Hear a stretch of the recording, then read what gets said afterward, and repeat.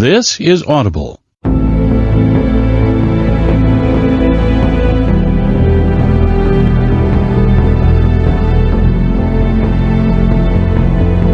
Brilliance Audio presents the unabridged recording of The Hero with a Thousand Faces by Joseph Campbell, performed by Arthur Morey, John Lee, and Susan Denneker.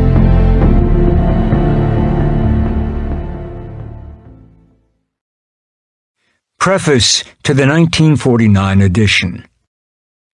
The truths contained in religious doctrines are, after all, so distorted and systematically disguised, writes Sigmund Freud, that the mass of humanity cannot recognize them as truth. The case is similar to what happens when we tell a child that newborn babies are brought by the stork. Here, too, we are telling the truth in symbolic clothing, for we know what the large bird signifies. But the child does not know it. He hears only the distorted part of what we say, and feels that he has been deceived. And we know how often his distrust of the grown-ups and his refractoriness actually take their start from this impression. We have become convinced that it is better to avoid such symbolic disguisings of the truth in what we tell children, and not to withhold from them a knowledge of the true state of affairs commensurate with their intellectual level. It is the purpose of the present book to uncover some of the truths disguised for us under the figures of religion and mythology, by bringing together a multitude of not too difficult examples, and letting the ancient meaning become apparent of itself. The old teachers knew what they were saying. Once we have learned to read again their symbolic language, it requires no more than the talent of an anthropologist to let their teaching be heard.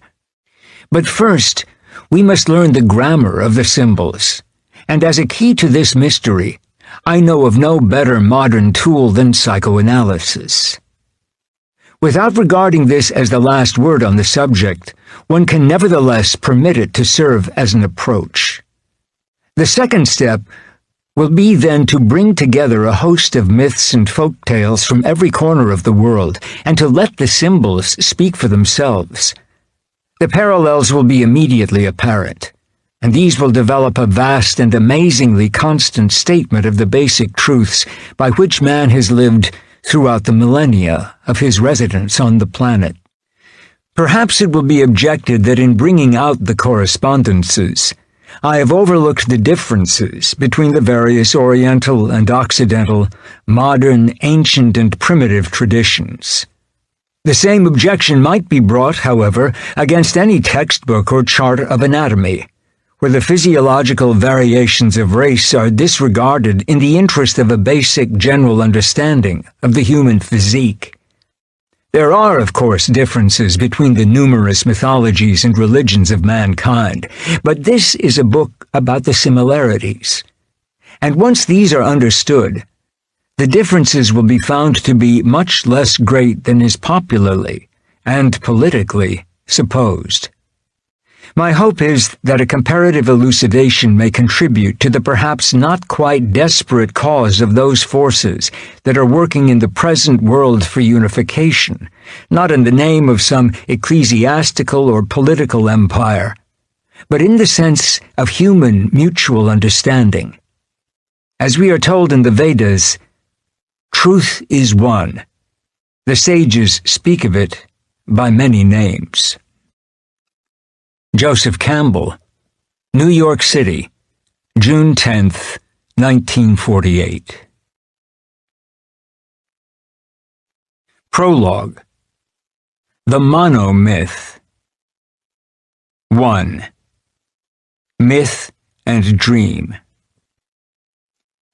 Whether we listen with aloof amusement to the dreamlike mumbo-jumbo of some red-eyed witch doctor of the Congo, or read with cultivated rapture thin translations from the sonnets of the mystic Lao Tzu, now and again crack the hard nut shell of an argument of Aquinas, or catch suddenly the shining meaning of a bizarre Eskimo fairy tale, it will always be